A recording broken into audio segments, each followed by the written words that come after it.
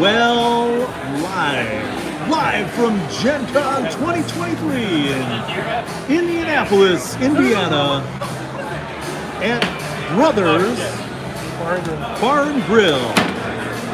I'm here with Karafa and the rest of the crew for a first day at Gen Con live update. We're on Wednesday, August 2nd. We have completed the load-in for Gen Con, and everything went swimmingly well. All of our streaming places are set up and ready to rock. And we, what else did we do? Oh, well then we went out for dinner. So we found a place last year, actually, that was... Hello, Daniel. How's it going? We found a place here in Indianapolis that's about a half mile, Dave, from the convention center. So it's far enough away that most Gen Con people don't know about it or won't walk here, which is really the best thing. Michael's here. How's it going, Michael? Good to see you. So yeah, we're pretty enthusiastic about Gen Con this year. We have 2 rooms where we are doing the video production.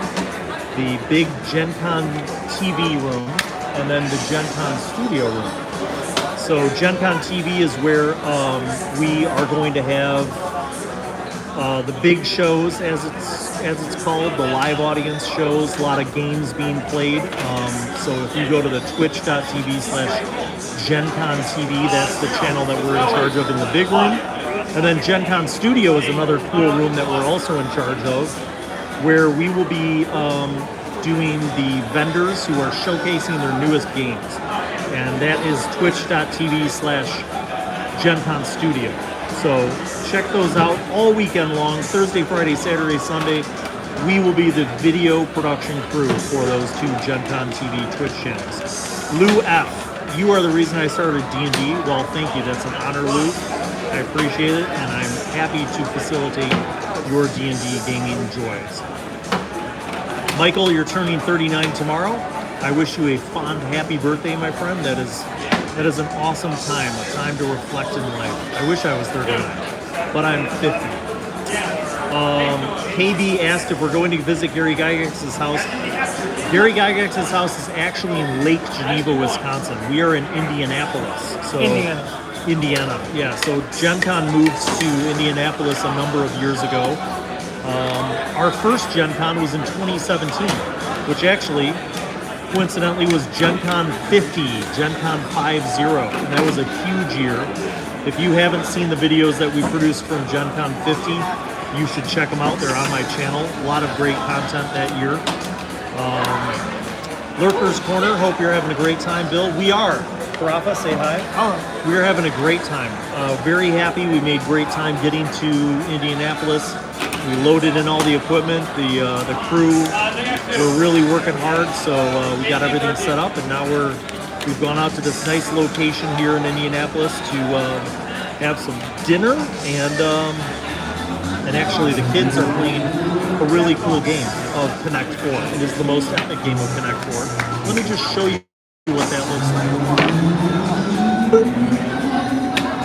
So, as you can see, that's Elliot. And he is the reigning champion of Connect 4, just like the game that you played as kids, but on a much bigger scale. And so far, Elliot has defeated every challenger.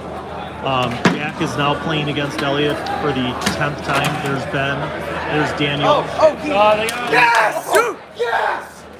Let's go! What just happened? Elliot put it here on accident. Good sportsmanship. Shake hands. Finally. Yes.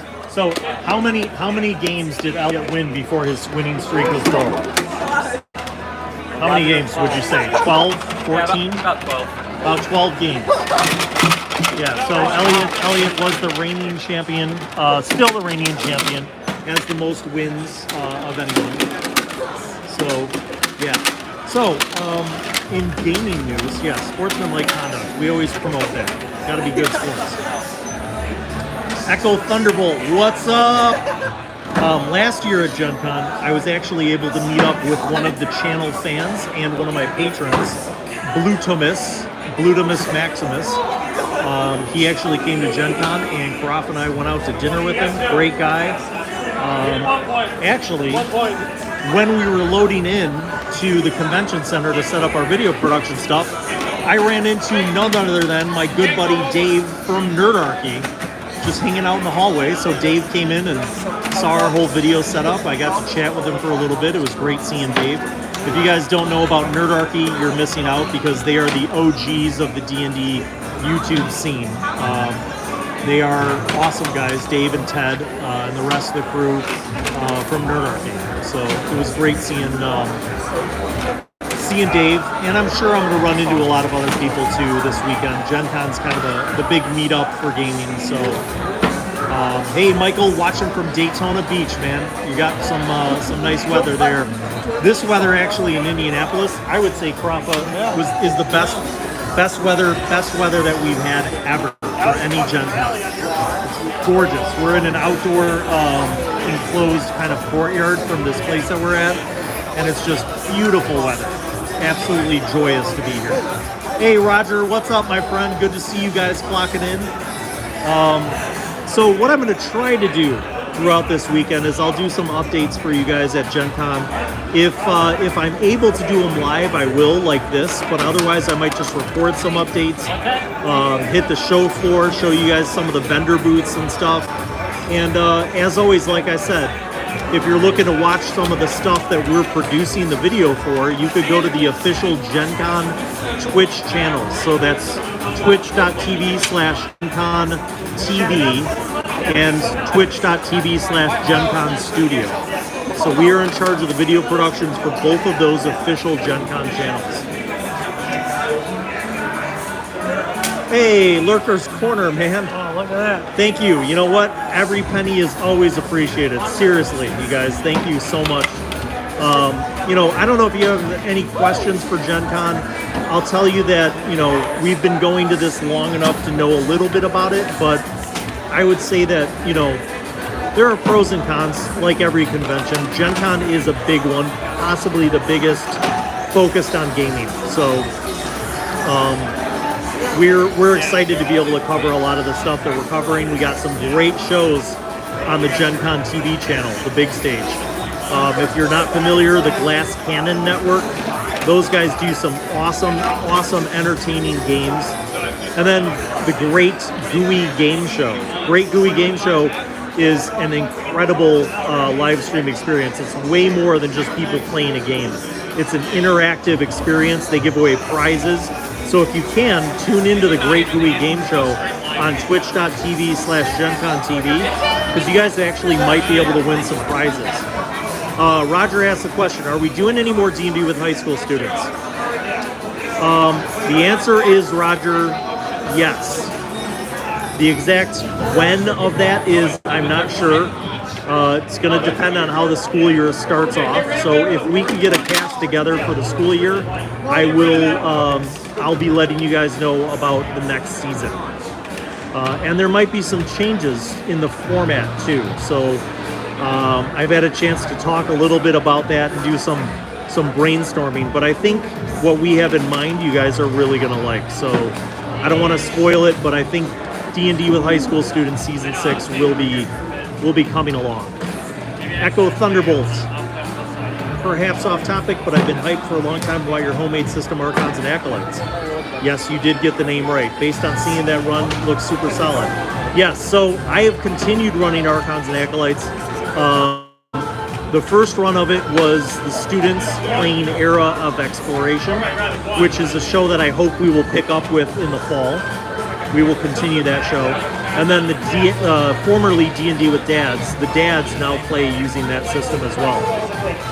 The system is constantly evolving. I've been working on this game since 2017.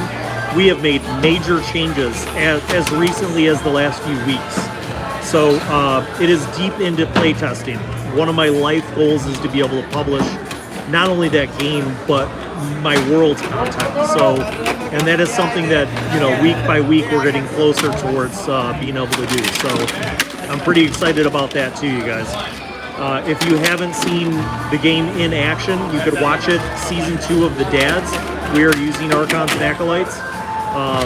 So stay tuned for that. Hey, thanks Audit God. Good to see you. Thanks for checking in. Yeah, a little bit about Gen Con. So it is huge. It literally takes over all of downtown Indianapolis, all the hotels in downtown Indianapolis, and the entire Indianapolis Convention Center is all Gen Con. Pretty much everywhere you go, you see people, gamers of all kinds, and it is action packed. It's a pretty incredible thing. Michael, yes, D&D with high school students is the flagship show on my channel. We have done 5 seasons. We took a break in January, and I hope to be able to, when the school year starts up, I hope to be able to launch D&D with high school students season 6. Sebastian Jorgensen. You got me into D&D. I've been hosting my own sessions with my cousins. Thanks for bringing us together. You're awesome, man. Hey, thank you, man. I really appreciate that. Personally, that means a lot to me.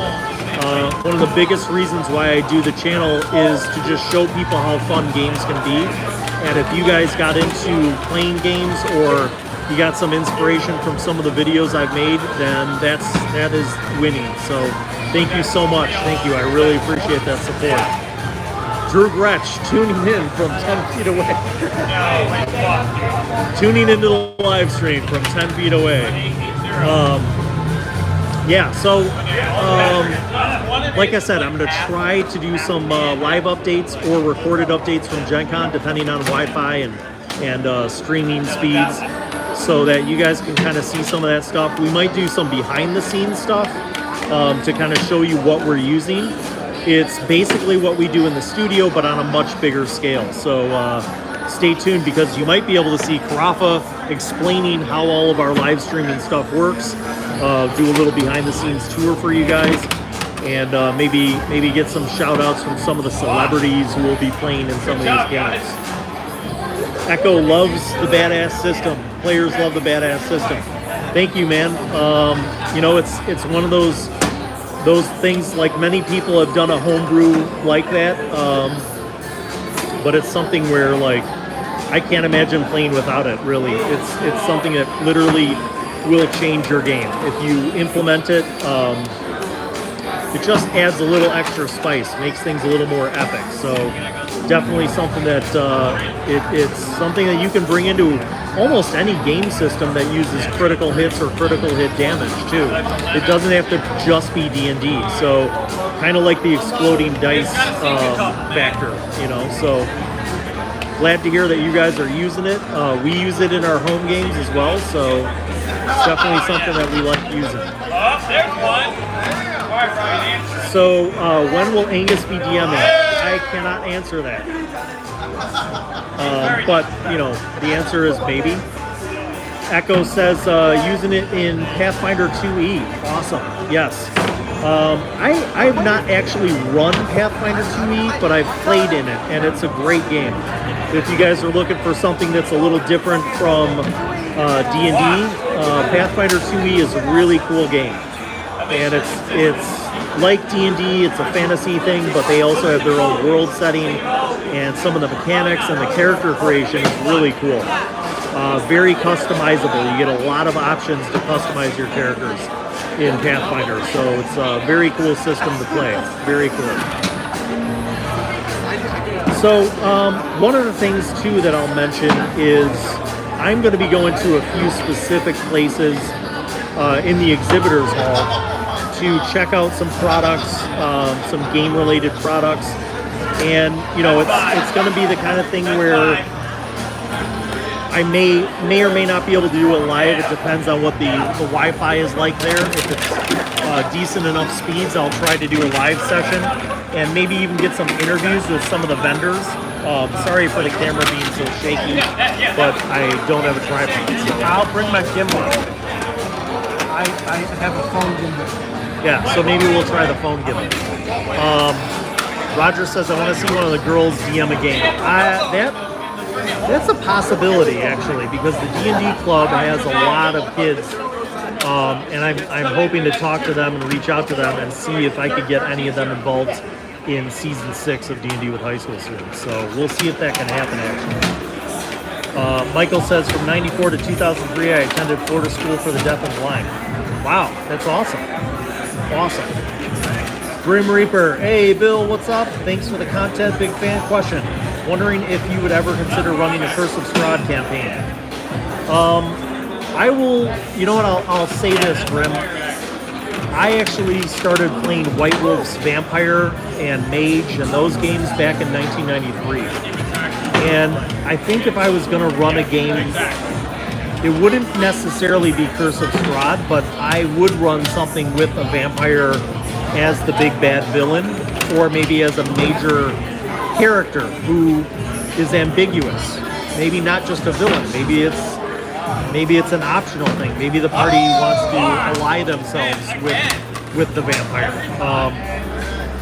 The way I look at vampires is I try to think outside of the box. I don't want to just copy what somebody else wrote.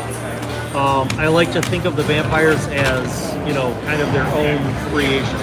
So I honestly don't know if I would ever run Curse of Strahd or Ravenloft as it was written, but I might run something similar to it and just put my own spin on it. To me, it's a lot more fun when I can kind of create something that's got a different twist and a different perspective. I like to make the villains ambiguous. I like to make them not just villains, but more well-rounded. I think that makes a better challenge. Lou says your videos make my day. Thank you, Lou. I appreciate that. They make my day too. Victor! Oh man, thanks for tuning in, dude. I'm so glad to see you popping into the chat. Victor, I love you too, buddy. I miss you. Hopefully your plans for post-graduation are going well. You know, stay in touch. I want to come. I want you to come visit the club, and whenever you're on a break, whenever you're back home, you're always welcome to come visit. So stay in touch, my friend. Echo says vampires are fun, undead with a little more humanity than something like a lich, leaves a lot of room for creativity. Absolutely, Echo. That's how I feel. I like to play off the fact that vampires were human at one point. So they may be more beast than human, but they still have a vestige, some history of humanity. And with that, maybe there's a hope for redemption, or not. So that's a scenario that I like to leave ambiguous so that the players can kind of determine how they're going to interact with the vampire. Absolutely.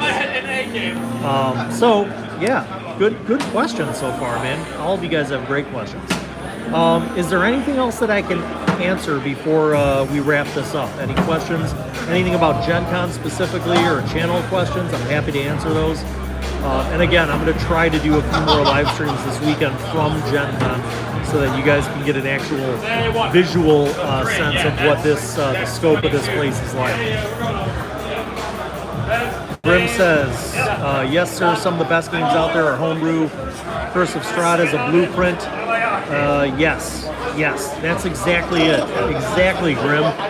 You can use Curse of Strahd or any of the D&D settings or adventures as a blueprint, and then you kind of put your own twist on it. That's what makes it great. That's absolutely the model that I would go with. And feel free to mix in other mythology and other lore too. You know, so if you're working on something and you get an influence from some other culture or history, try to throw that in there. You know, Victor, thank you. I hope to see you when you're on break. By all means, you're always welcome. Do you know of AJ Pickett's channel? Yes, I know AJ. AJ is a homie. He's awesome. And he does great stuff too. We both kind of started doing the monster lore things, and AJ just did them a little more consistently than I, and I think he also did some deeper lore digs than I with the monster stuff. But yeah, AJ's awesome. He's halfway across the world. Hopefully I'll be able to meet him someday in real life if he ever comes to America for, you know, a big convention or something. It'd be awesome to meet up with him. But we've communicated a little bit back and forth. Grim, Monster Mondays are tough. So I do want to do Monster Monday, but what I'm trying to do is I want to dig even deeper than what's in the basic books. And that includes making or sharing the monsters that I've made. I have at this point created a few dozen unique monsters that are not in any of the published game books because I created them for my original world, and I would like to do a series of those monsters on my channel. So I'm not quite ready to do those, but maybe in the fall I'll be ready to do those. So that's something to look forward to. Yes, Echo says 100% on the mythology. Current campaign is taking place in the Asiatic-inspired area of your own setting, and digging into the Eastern mythology for inspiration. Absolutely. It's a great way to expand beyond just the published books. The real world history, the real world culture, real world mythology, that inspiration can lead you to create some really cool things that will bring very memorable experiences to your game table.